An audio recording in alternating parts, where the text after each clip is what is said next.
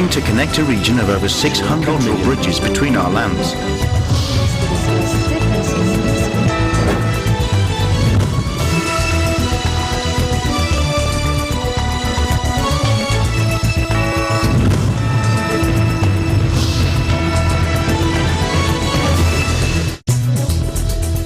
Hello and welcome to ASEAN in Focus. I'm Jyoti Mera delivering to you the latest news in and around the ASEAN region on today's headlines. President Rodrigo Duterte on Wednesday called on Filipinos to ensure that the dream of a truly independent Philippines is achieved within their lifetime. ASEAN unveiled the list of projects and the initial rolling priority pipeline of potential ASEAN infrastructure projects or initial pipeline under the Master Plan on ASEAN Connectivity 2025. And Mount Agung in Indonesia's resort island of Bali erupts and spews plumes of ash and smoke.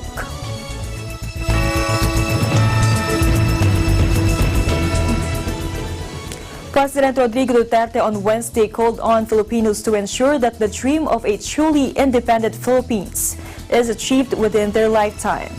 In his Independence Day message, Duterte acknowledged how 121 years have passed since the country's ancestors ended colonization and proclaimed its independence. And I quote, 121 years passed since our forefathers bound their fates, their lives and their fortunes to proclaim the independence of the Filipino people, Duterte said. Duterte described the country's proclamation of independence as the most significant event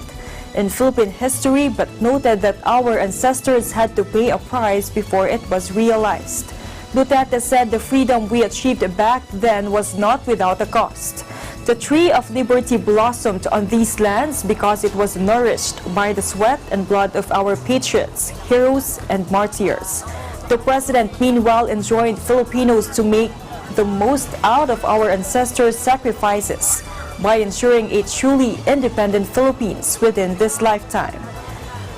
And I quote, "Let us commit ourselves to ensure that their sacrifices have not been in vain and that their dream of a truly independent Philippines, whose people live freely in a secure, stable, and prosperous society,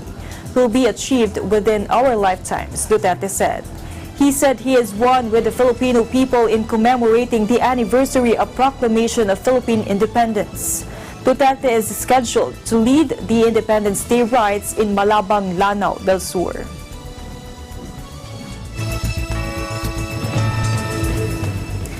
Meanwhile, Malacanang on Tuesday urged victims of a scam perpetrated by the religious group Kapa Community Ministry International Incorporated to file charges.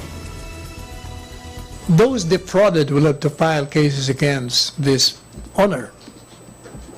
And they can recover. They will have to file criminal and civil suits. In a Give Us This Day TV guesting in Davao City last week, President Rodrigo Duterte ordered the shutdown of Kapa, which was allegedly involved in pyramiding schemes. The Securities and Exchange Commission, or SEC, earlier flagged Kapa for allegedly soliciting investments in the form of donations and a monthly interest rate of 30%. Panelo, meanwhile, brushed aside claims made by Kapa's lawyer, Pastor Coel Apolinario, accusing Kingdom of Jesus Christ, or KOJC, head pastor Apollo Kiboloy, of instigating Duterte's crackdown on the investment scheme. He said Palace is also open to ordering the closure of firms offering similar investment schemes.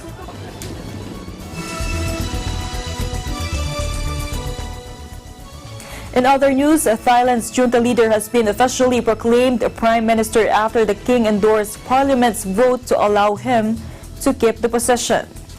General Prayut Chan-ocha knelt before a portrait of King Maha Vajiralongkorn and performed 3 elaborate vows during a ceremony at his government office Tuesday to confirm his appointment. Prayut has served as prime minister since he led a military coup that toppled an elected government in 2014. The junta will seize power once a new cabinet is inaugurated. In a brief televised live speech after the ceremony, he pledged to dedicate myself to public service with honesty and integrity in pursuit of the greater good of the country and the people of Thailand. Prayut's government has enacted new election laws that gave him an advantage in a general election held in March. Prayut did not contest the election but won a joint parliament vote last week to become a prime minister. The structure of the voting system made it almost impossible for his challenger to beat him. ผมและครอบครัวรู้สึกสำนึกในพระมหากรุณาธิคุณของพระบาทสมเด็จพระเจ้าอยู่หัวเป็นล้นพ้นและขอเทิดทูนไว้เหนือเกล้าเหนือกระหม่อม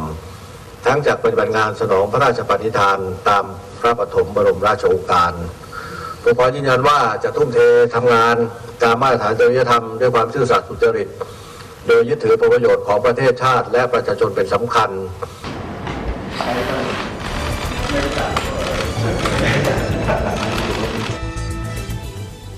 Meanwhile, Thai authorities hunt for Lao drug gangs using drones and poor fishermen to ship record amounts of meth into Thailand. Landlocked, secretive, and with ungovernable borders, Lao has become a sluice for transporting made in Myanmar meth to the drug-hungry markets of Southeast Asia and Australia, where billion-dollar seizures are now being made. Take a look. อันนี้ก็เป็นที่เราต้องวางแผนในการที่จะป้องกันสกัดกั้นนะครับจากที่จะทางเหนือขึ้นมาทางภาคอีสานเพราะไม่ฉะนั้นมันจะทำให้เกิดการป้องกันยากขึ้นเนื่องจากว่าจำนวนปริมาณที่สูงของทางเหนือมาทางอีสานเนี่ยมันจะเข้าไปที่ตะไนได้เร็วขึ้นโดนที่จะเข้ามาในพื้นที่คือยกตัวอย่างเนื่องจากว่าฝั่งก้าวหน้าเทคโนโลยีเนี่ย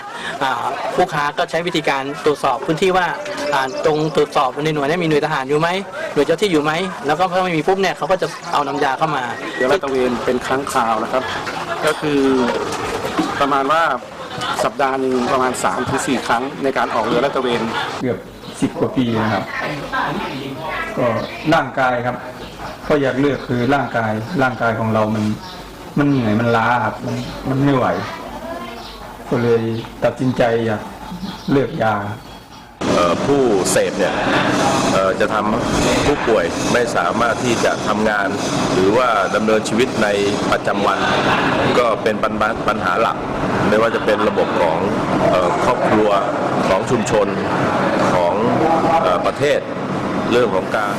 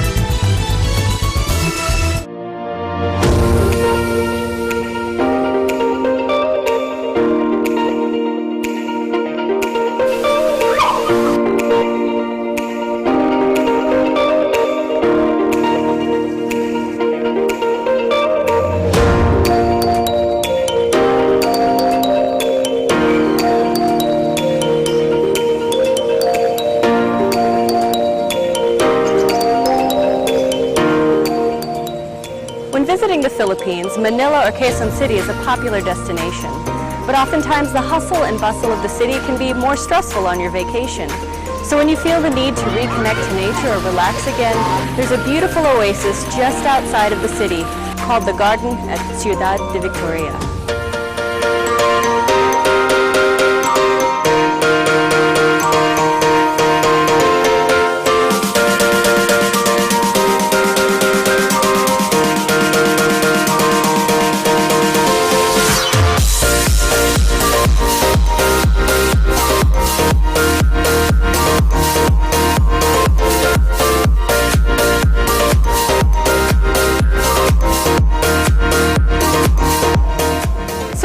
species that you can see here include hydrangea, snapdragon, and stargazers. They're truly beautiful.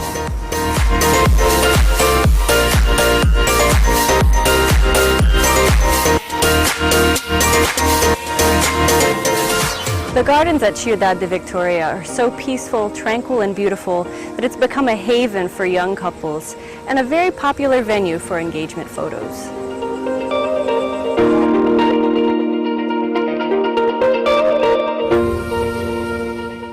The next time you want an escape from the big city, the garden at Ciudad de Victoria is a wonderful place to visit.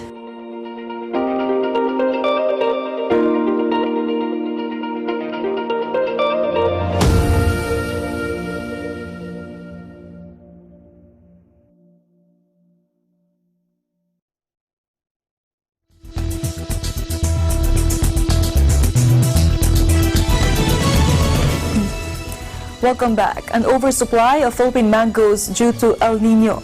The Philippines is facing a 2 million glut and sweet overload of this fruit, which the Agriculture Secretary Manny Piñol said mango farmers had attributed to El Nino, the climate phenomenon that has led to unusually hot dry weather this year. The Department of Agriculture launched a Metro Mango campaign selling fresh mangoes for 20 pesos to 50 pesos per kilo, depending on the quality of the fruit. Normally, mangoes cost around 58 pesos. Meanwhile, foreign interest in the cheap mangoes is helping ease the burden.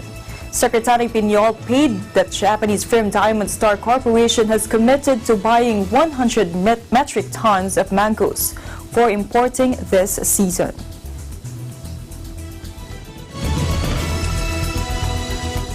Meanwhile, Malacanang on Tuesday assured that President Rodrigo Duterte is in favor of increasing the salary of public school teachers. Definitely, he's all for it. Ang problema nga lang doon, naghanap tayo ng pagkukunan. Panelo said the government is doing something to raise the interest and welfare of public school teachers. Panelo said a 10,000 increase for each public school teacher will cost the government about 150 billion pesos. What I know is that they're preparing for, basta they're doing something about it. So you have to source funds. Amid appeals from teachers groups urging Duterte to fulfill his promise to increase their pay, the Department of Education or DepEd noted that the public school teachers' monthly salary has increased by more than 100% since 2000. Data from DepEd showed that the basic monthly salary of a teacher constituted a 119.25% increase, which means that following the final tranche of the salary standardization law in 2019, a teacher now gets 20,754 pesos compared to the 9,466 pesos in 2000. Currently, DepEd said a teacher 2 receives 22,938 monthly compensation,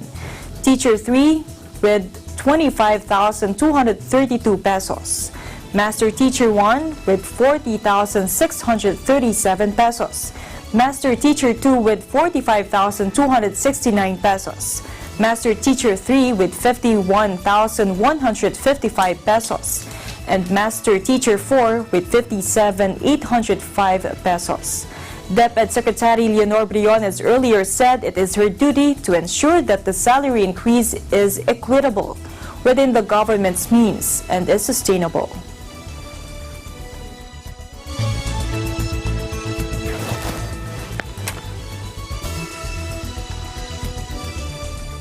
In other news, ASEAN unveiled the list of projects and the initial rolling priority pipeline of potential ASEAN infrastructure projects, or initial pipeline, under the Master Plan on ASEAN Connectivity 2025.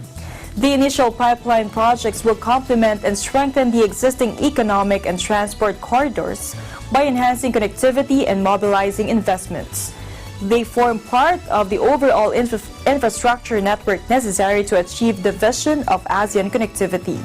Secretary General of ASEAN Dato Lim Jock Hoi emphasized the strong need for continued master planning at the regional level to identify additional connectivity projects. He said,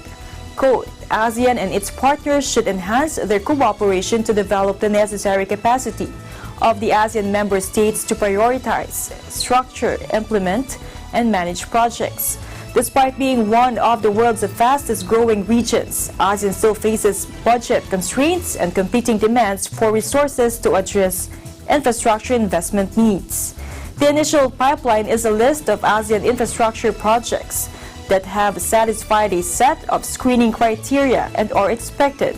if certain preconditions are met, to attract robust investments. The list covers transport, energy, and information and communication technology sectors, which will potentially contribute to improving the movement of people, services, goods, and innovations among the ASEAN member states. ASEAN, with the technical support from the World Bank and funding support from the ASEAN-Australia Development Cooperation Program Phase 2, developed the initial pipeline through a process to identify and prioritize infrastructure projects at the regional level. ASEAN member states submitted projects based on their respective national priorities. Through an assessment process of the project's strategic relevance, impact on regional connectivity, environmental and social impact, project feasibility, and contracting agencies' implementation capacity, 19 projects have been selected for inclusion in the initial pipeline, as appears in the list below.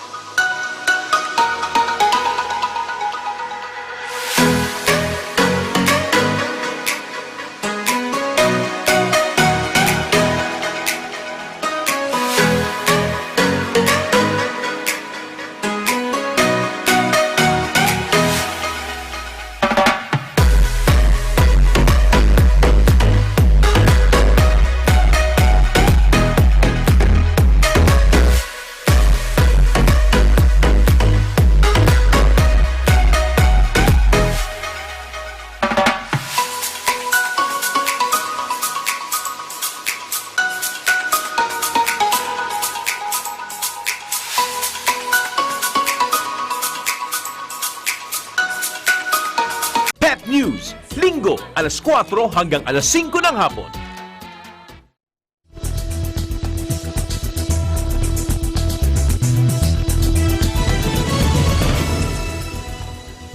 Welcome back. Mount Agung in Indonesia's resort island of Bali erupts and spews plumes of ash and smoke. Take a look.